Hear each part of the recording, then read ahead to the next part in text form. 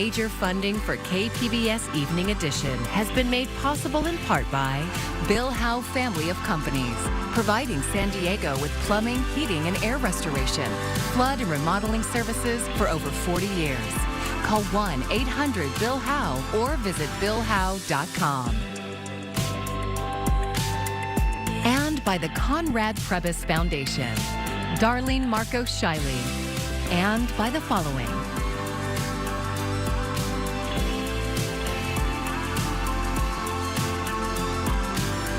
And by viewers like you. Thank you.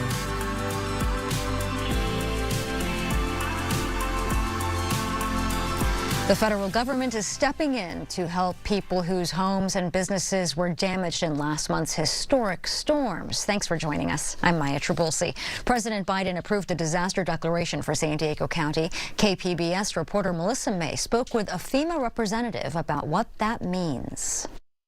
The Federal Emergency Management Agency, or FEMA, now has federal funding to help San Diegans impacted by the storms that hit the county from January 21st through the 23rd. FEMA assistance covers a range of needs. So everything from renters who have damaged property to homeowners who need to do repairs on their homes.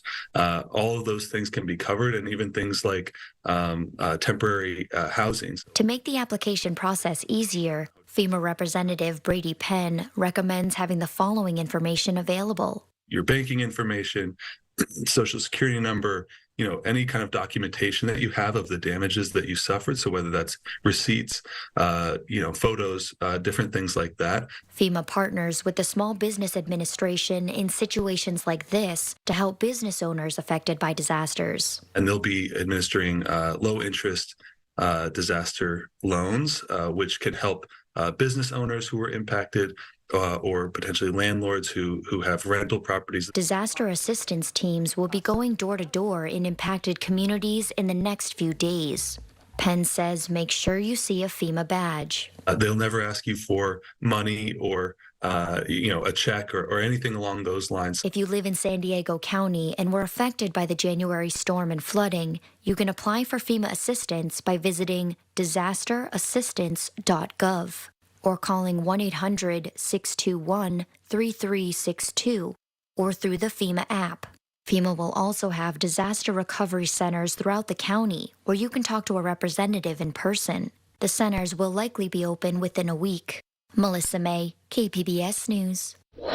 Rain has been falling off and on throughout the day. Here's what it looked like near San Diego State University and Golden Hill this afternoon. The heaviest rain from this storm system is expected to arrive tonight. Bree Guy has a first look at the forecast.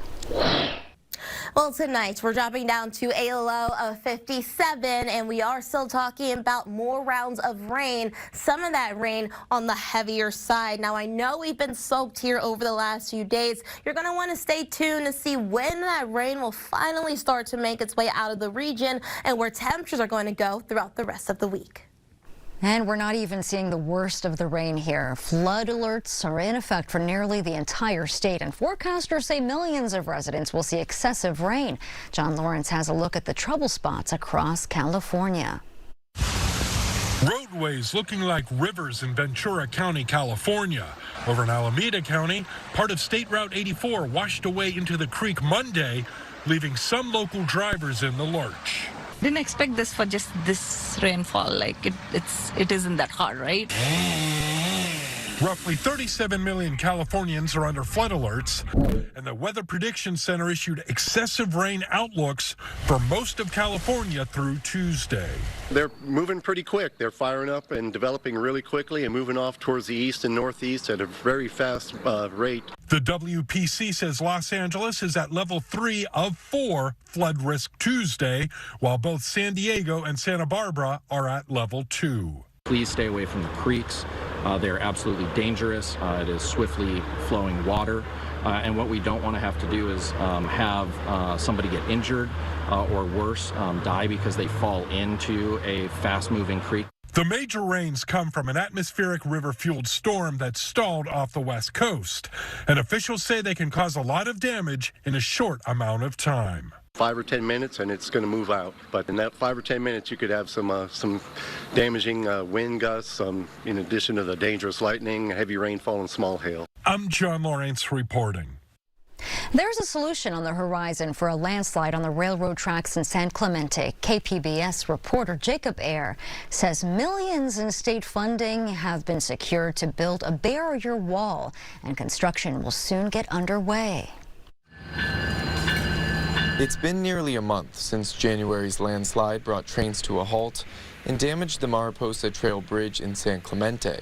But now there's some good news. So we were excited to receive an allocation of $7.2 million from the state of California this past Friday, following the Orange County Transportation Authority's request. Metrolink spokesperson Scott Johnson says the money is being put towards a solution to get rail service back up and running. With that, Metrolink was able to enter into a contract with a construction vendor to actually begin the design and ultimately the construction of a catchment wall. That's a barrier wall that stops debris from sliding down the hill. Passenger rail service has been stopped between San Juan Capistrano and Oceanside since January 24th, and even freight rail service has intermittently stopped due to the rail closure. As part of the ongoing landslide issues, District 38 State Senator Catherine Blakespear introduced Senate Bill 1098 to improve the reliability of the Southern California rail system. In a statement announcing the bill, she said it's unacceptable to have passenger rail service completely shut down due to an unstable hillside. She said the service interruptions have become commonplace in recent years, and that's hurt ridership. Johnson says this project will be similar to last year's effort, which fixed a railway landslide at another spot in San Clemente, Casa Romantica Cultural Center and Gardens. But this site is more challenging, even though they're using a similar footprint and the same construction contractor. The only way in or out of the current work site is by rail. So that's a challenge. In addition to just parking and the staging of equipment and all of the pieces that it takes to build a wall, that'll need to be brought in and removed each day to allow that freight movement to take place each night. Johnson says the precise design and the construction schedule will be finalized this week, but there's no exact timeline when passenger rail service will resume. He says the construction of the wall under the Casa Romantica site took about 1 month. Jacob Ayer, KPBS News.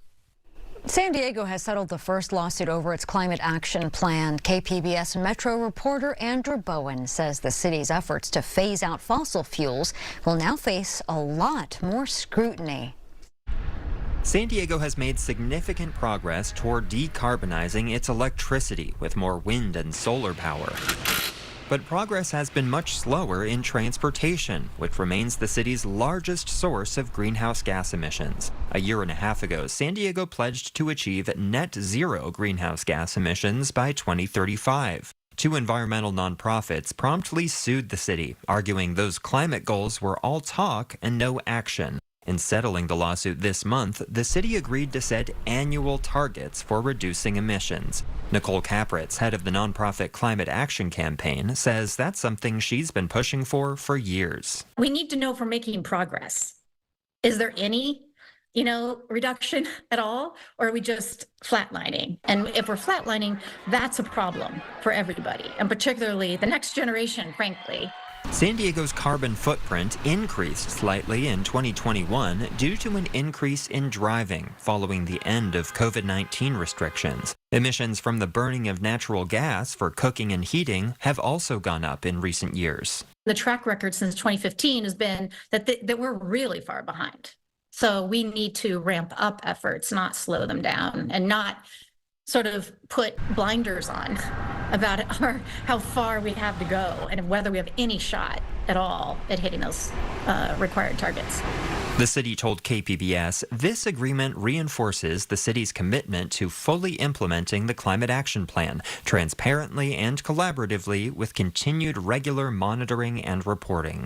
Confronting the climate crisis is crucial to protecting our quality of life and economic vitality. Andrew Bowen, KPBS News.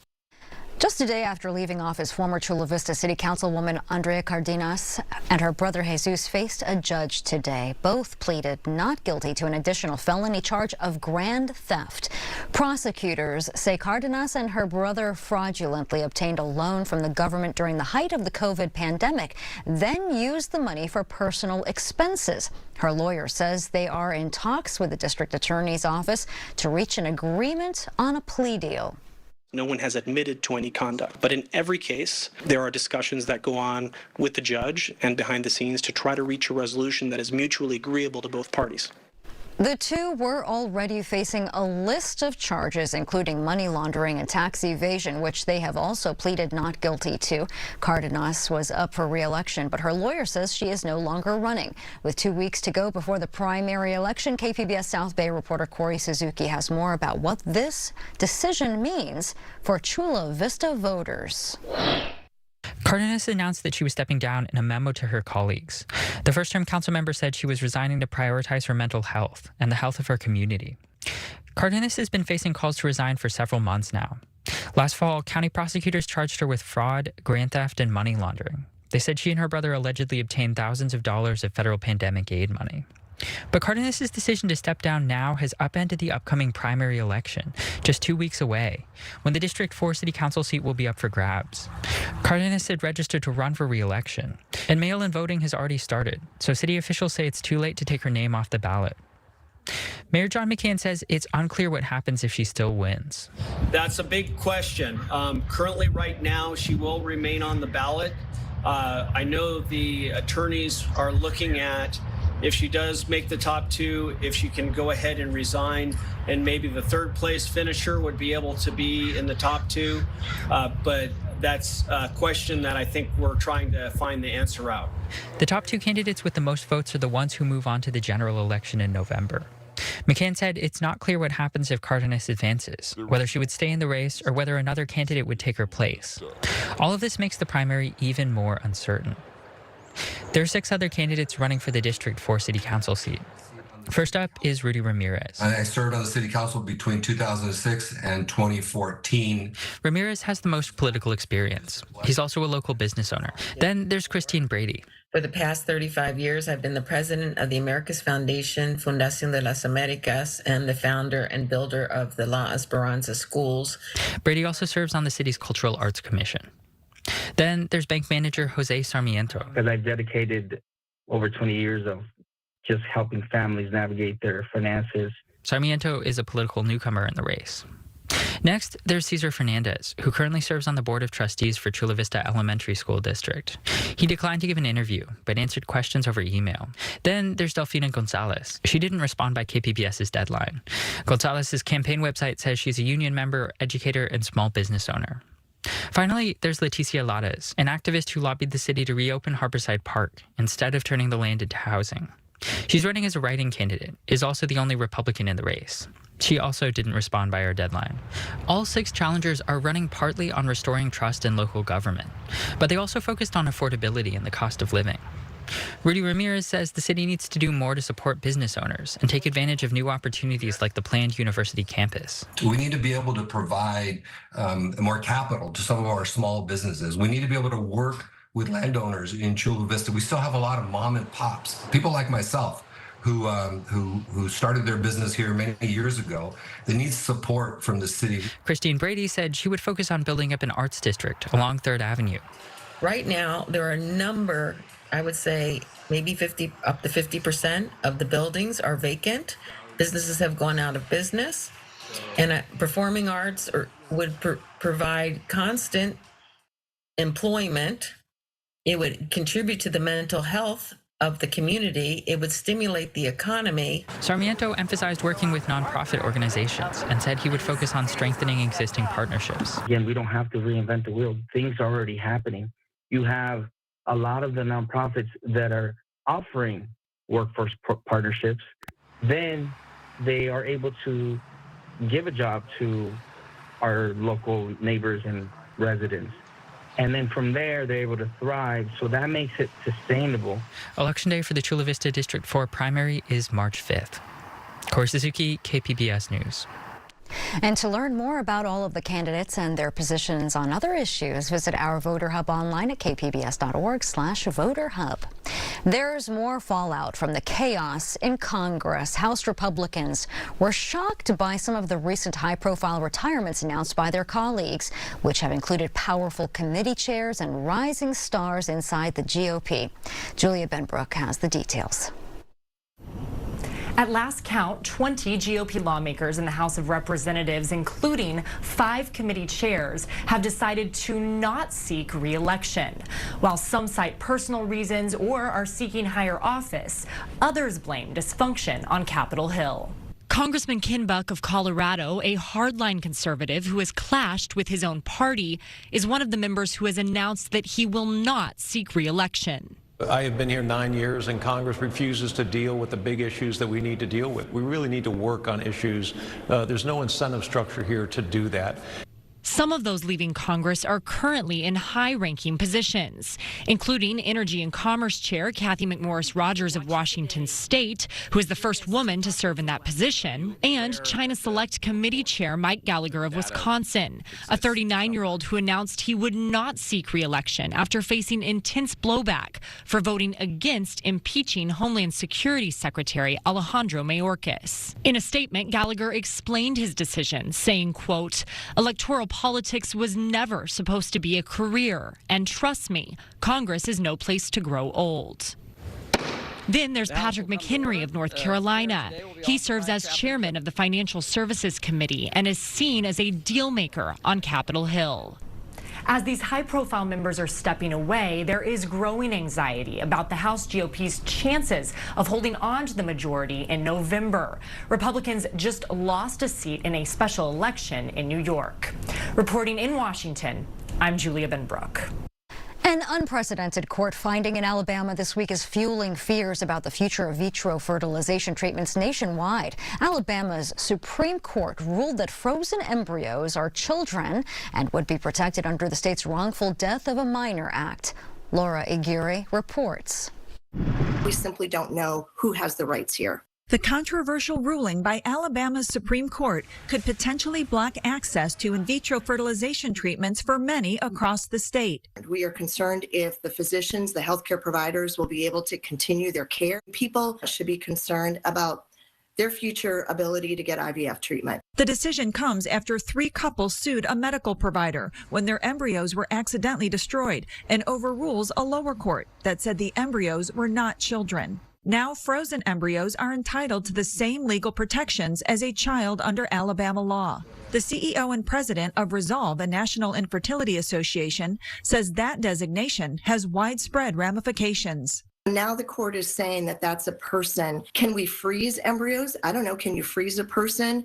What will happen to all of those embryos? After the 8-1 vote, the lone dissenting associate justice said the decision almost certainly ends the creation of frozen embryos through in vitro fertilization in Alabama. We might see this spread into other states as well. In defending the ruling, another associate justice said the people of Alabama require the court to treat every human being in accordance with the fear of a holy God. Caught in between are the IVF patients. Those embryos are the rights of the people who created them. They may decide to donate them to someone else.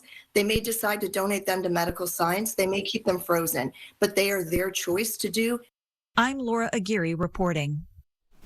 Today's rain hit especially hard in the North County. It also brought high surf to our coastline, leading to rocks flying onto the Oceanside Strand with some minor flooding. City crews quickly closed the south side of the walkway for cleanup efforts. Longtime resident Bruce Parker, also known as the Oceanside Trench Coat Guy, well, he braved the elements. He says these recent storms make him worry about pollution and damage to the surrounding area.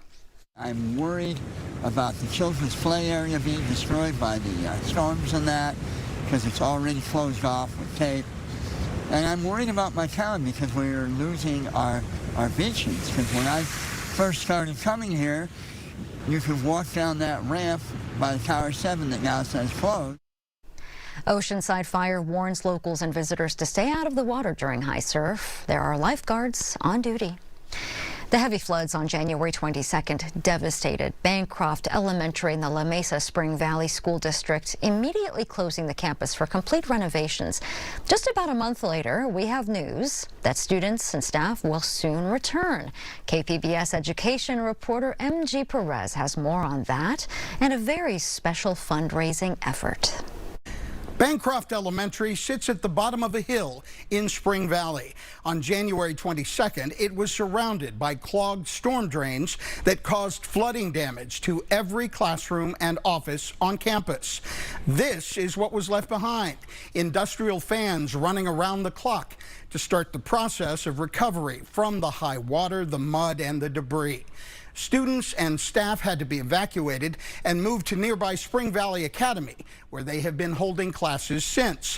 While all of that was happening, 9-year-old Sonia Bella Hans decided she needed to help somehow. So she started a community fundraiser called Bracelets for Bancroft, with the support of her family and her principal at Lemon Avenue Elementary. She spent 2 weekends making large and small bracelets from plastic beads and then selling them last week for donations to help flood victims. She raised more than $700 that will go to the recovery.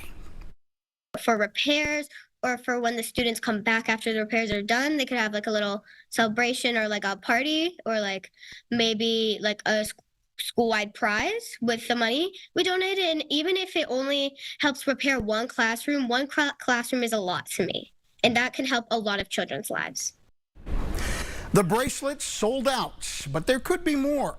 Sonia and her mother will go before the school board next month to give a full report on their fundraiser and discuss the possibility of continuing the project. At Bancroft Elementary, carpeting has been replaced and the cleaning is just about complete.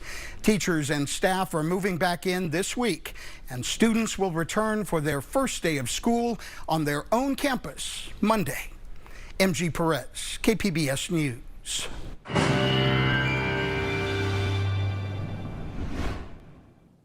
Well, I want to start you off with your weather headlines, what you need to know over these next few days. Showers are going to stick with us through the middle half of the week, though the good news is that we are drying out by Thursday and Friday. Though we aren't done with the action just yet, we are tracking another Pacific storm that is set to bring those chances for precipitation again by early next week. But in the meantime, we still have a flood watch in effect through Wednesday morning. Okay, so make sure you are staying weather aware. Flooding is still going to be a concern across San Diego County, so heads up if you do encounter any flooding or ponding on the roadways. Never drive through those areas, folks. It's just not worth it. Turn around, don't drown. You never know how deep that water goes or even what's underneath that water. We also have high surf advisories in effect right there along the coast into Tuesday night, so heads up, some rough conditions there closer towards the coast and heading out towards the seas. Overall, for tonight, that rain is set to spread a little bit further inland. Oceanside 53, San Diego 57, still raining a little bit further inland. Ramona at 49 for tonight. Borrego Springs dropping down to a low of 50. As for tomorrow, we're still talking about a few lingering showers, especially earlier on in the day before that rain does start to move out. San Diego, you're at 64. Rinse repeat for Oceanside, and while Borrego Springs will hit a high of 70. I do kind of want to show you how this is going to play out because, like I said, some of that rain heading into the area later on tonight into early tomorrow is going to turn heavier at times before it does start to shift further east, and we do start to dry out a little bit behind it. But we are still talking about some showery activity there throughout the day on Wednesday, though we are much drier as we head into Thursday and Friday. Let's take a look at your next 5 days, starting you here along the coast. Again, some morning rain there for Wednesday with the high of 64. We'll rise to the upper 60s there by Friday, flirting with 70. Saturday, you will hit a high of 65 and Sunday 66. As for those areas further inland, again, a few showers tomorrow. Highs will rise to the 70s again as we head into the weekend, but that's when we're also tracking a few more clouds. Similar story in the mountains. Highs 39 for Wednesday with, again, a few showers possible earlier on in the day. It is still going to be chilly, but highs will rise for sure to the mid-40s by Friday and Saturday. As for the deserts, well, highs staying steady in the 70s over these next few days. For KPBS News, I'm meteorologist Bree Guy.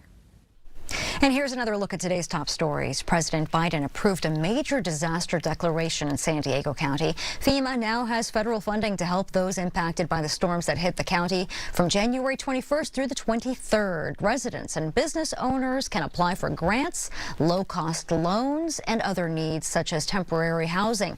Disaster assistance teams will be going door to door in impacted communities in the next few days. It's been nearly a month since a landslide brought trains to a halt in San Clemente. Now state funding has come through for a new wall to catch falling debris and get rail service back up and running. The Orange County Transportation Authority received $7.2 million for the project. The construction schedule will be finalized this week. And a reminder that you can find the latest weather and storm-related updates at kpbs.org/weather. That is where we also have links to safety reminders, sandbags, and resources for flood victims. I'm William Brangham. Tonight on the NewsHour, WikiLeaks founder Julian Assange makes a last-ditch attempt to avoid extradition to the U.S. Coming up at 7, right after Evening Edition on KPBS. And here's a look at what we are working on for tomorrow in the KPBS newsroom. NPR's Morning Edition is discussing Nikki Haley's presidential campaign, why she's vowing to stay in the race despite her odds. And a recent study found the risk to public health from cross-border sewage flows is much greater than previously thought. KPBS Midday Edition is discussing the findings with a local researcher. And you can find tonight's stories on our website, kpbs.org. Thanks for joining us. I'm Maya Trabulsi. Good night. Major funding for KPBS Evening Edition has been made possible in part by Bill Howe Family of Companies, providing San Diego with plumbing, heating, and air restoration, flood and remodeling services for over 40 years. Call 1-800-BILL-HOWE or visit billhowe.com. And by the Conrad Prebys Foundation, Darlene Marco Shiley, and by the following.